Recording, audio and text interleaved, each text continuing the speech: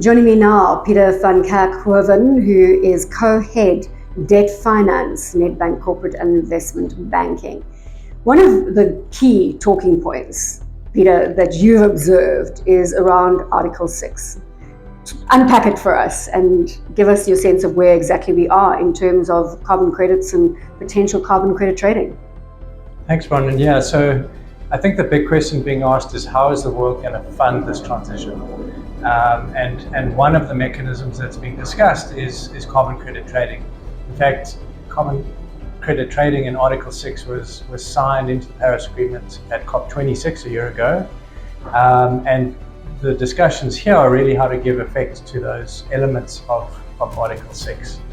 It's a tricky one because there are opponents to Article 6 which say if you allow countries and governments and corporates to buy credits, it's going to divert their own investment away from on-the-ground adaptation and resilience initiatives.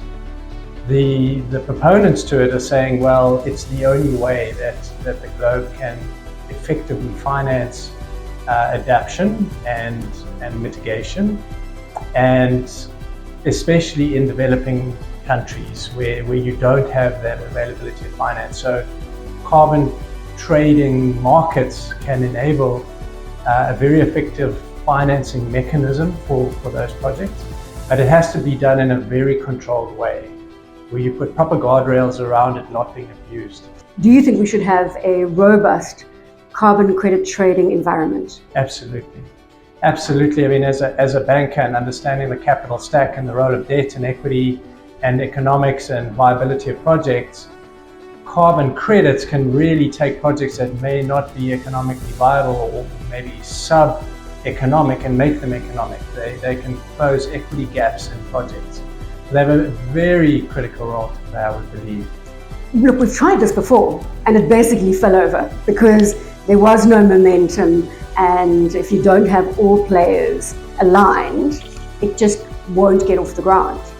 Exactly, and you're right. The initial carbon credits really fell flat on the basis that demand for the credits evaporated overnight.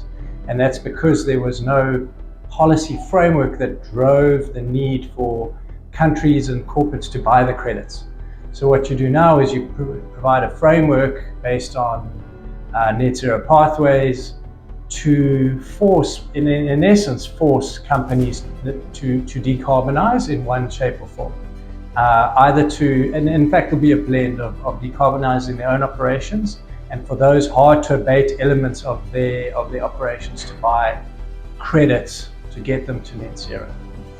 How long do you think we're going to observe this game before it plays out into something that is actually tangible? I think it might be sooner than we think. You know, if I listen to the discussions happening now, they're really getting into the long grass of how these work. And I've actually talked to companies from the US that are already buying credits for their clients in the United States. Interestingly, one of them from a wind project in South Africa.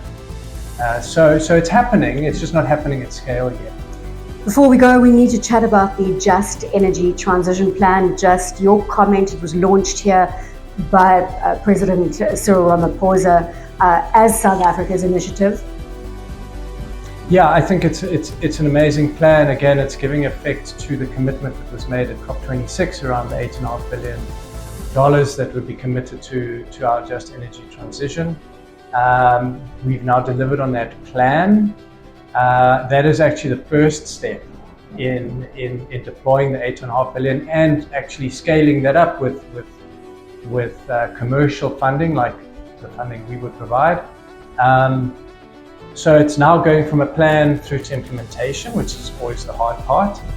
What was encouraging is that you will have heard that the Treasury, South African Treasury, signed a 600 million euro loan agreement here at COP, I think on Wednesday, which is actually the first funding of that $8.5 billion that's now in play.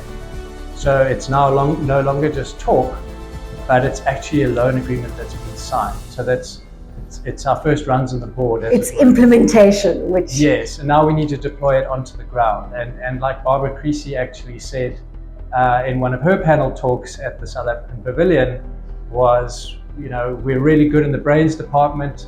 We now need to get into the spanner department. Great place to leave it. I've been chatting to Peter van Kerckhoven, who is the co-head debt finance at Nedbank Corporate Investment Banking.